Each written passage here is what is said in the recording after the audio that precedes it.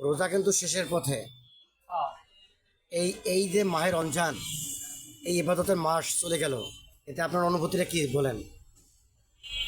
অনুভূতি আর কি, এদিকে তাকাই বলেন, আমরা সবাই আনন্দিত বলেন। করে আর কি।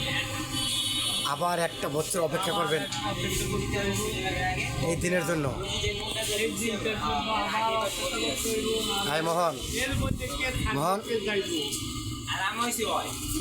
কে যাইব, কে থাকবো, তার তো কোনো নিশ্চয়তা নাই। কিন্তু আপনার আজ আসি, হয়তো এটা কিন্তু আগামী শুনে, দিনে আমি থাকবো। এটা কিন্তু মানে মন্দির থেকে সাধনার মাস যে সুন্দরভাবে এটা আবার একটা রোজা রাখবো আমরা, নিজের মনকে পবিত্র করে নেবো, বন্ধু তাদের ইবাদত করবো, তাই না?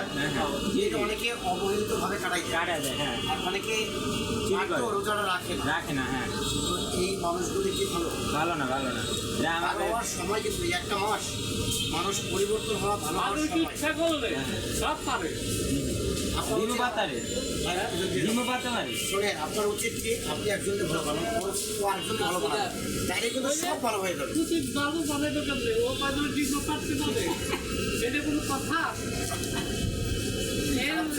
এখন তো পাঁচটা লোকের সঙ্গে এটা ওটা খারাপ করে আর পাঁচটা খারাপ হয়। মানুষ চাইলে সব পারে ডিম পাতারে না। বলি যে